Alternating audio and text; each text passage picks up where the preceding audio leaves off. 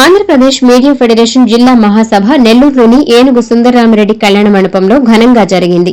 ఈ మహాసభకు రాష్ట మున్సిపల్ శాఖ మంత్రి పొంగూరు నారాయణ, ఫెడరేషన్ రాష్ట సంస్థాగత అధ్యకులు ఢిల్లీ బాబురెడ్డిలు ముఖ్య అతిథులుగా హాజరయ్యారు. తొలుత జ్యోతి ప్రజ్వలన చేసి కార్యక్రమాన్ని ప్రారంభించారు. జిల్లాల నలుమూలల నుండి అన్ని నియోజకవర్గాల్లోని జర్నలిస్టులు హాజరయ్యారు. నెల్లూరు జిల్లా కమిటీలతో పాటు నియోజకవర్గం కమిటీలను కూడా రాష్ట అధ్యకులు ఢిల్లీ బాబురెడ్డి ప్రకటించారు. ఈ సందర్భంగా పలువురు సీనియర్ జర్నలిస్టులు ముత్తుకూరు మండలానికి చెందిన నాగభూషంను ఘనంగా సన్మానించారు.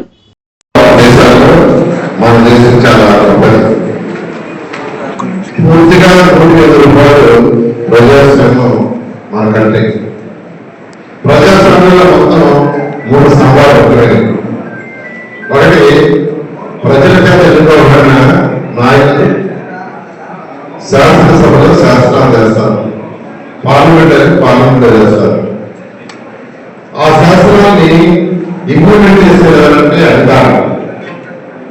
అధికారం ఏంటంటే ప్రజల చేత ఎన్నుకోబడిన నాయకులు ప్రజలకు అవసరమైన శాసనాలు చేస్తే వాటిని ఇంప్లిమెంట్ చేసేదంటే అధికారులు ఇంప్లిమెంట్ చేస్తే ఎక్కడన్నా తప్పులు చేస్తున్నారా, తప్పులు చేస్తే దాన్ని కరెక్ట్ చేయడానికి వాటికి ఉండేది జ్యుడిషియల్ న్యాయస్థానం. సో మన ప్రజాస్వామ్య వ్యవస్థలో 3 స్వభావం. ఒకటి శాసనాలు చేయడం, రెండోది ఎగ్జిక్యూషన్ ఇంప్లిమెంట్ చేయడం అధికారులు, మూడోది ఎక్కడన్నా తప్పు చేస్తే ఎవరైనా కోర్టును ఆశిస్తే కోర్టులు న్యాయం చేయడం. అయితే దీనికి 4వ సమయం ఏంటంటే జర్నలిజం. జర్నలిజం అంటే ప్రజాస్వామ్యంలో ప్రజలకు న్యాయం జరగదు. ప్రజాస్వామ్యంలో ప్రజలకు న్యాయం జరగాలంటే జర్నలిజం ఇంపార్టెంట్. ప్రజలకు ఉన్న సమస్యల్ని ఎప్పటికప్పుడు ఎత్తి పెట్టి చూపిస్తుంటే మేము ప్రజాప్రతినిధులు దానికి తగ్గట్టుగా స్పందించి దానికి తగ్గట్టుగా వాళ్ళకి చేయాల్సిన శాసనాలు కావచ్చు, లేదా శాసనాలు చేస్తుంటే అది ఇంప్లిమెంట్ చేయగలుగుతామంటే అధికారులకు ఇంప్లిమెంట్ చేయడం చెప్పడం. ఇలా ఈరోజు ప్రజాస్వామ్యంలో మన భారతదేశంలో పర్టికులర్గా ఈ 3 స్తంభాలు చట్టంలోకి వచ్చినాయి.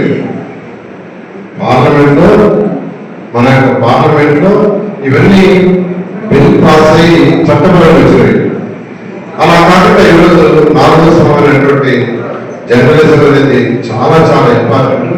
జర్నలిజం రాయకుండా ఉంటే అటు ప్రజాప్రతినిధులు కావచ్చు, అధికారులు కావచ్చు, వాళ్ళు ఇష్టం వచ్చినట్టు చేసి ప్రజలకు అనేక ఇబ్బందులు జరిగాయి. కాబట్టి అతి ముఖ్యమైనది ఈ 4 స్తంభాల్లో జర్నలిజం అని ఈరోజు ఈ ప్రభుత్వం గౌరవ ముఖ్యమంత్రి నారా చంద్రబాబు గారు కానీ, ఎన్డీఏ ప్రభుత్వంలో ఉన్న నాయకులు పవన్ కళ్యాణ్ గారు కావచ్చు, ఈరోజు ప్రైమ్ మినిస్టర్ కావచ్చు, అందరూ ప్రభుత్వం దీన్ని ముందుకు తీసుకుపోతున్నారు.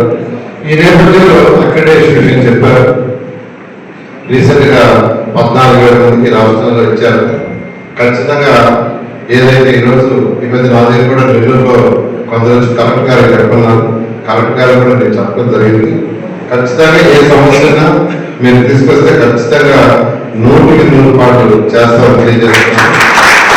అదేవిధంగా హౌస్ అయితే 2014-19లో నేను ప్రపోజల్ పెట్టినప్పుడు అయితే వచ్చిన తర్వాత చేయాలంటే సుప్రీంకోర్టు జడ్జిమెంట్ వచ్చింది.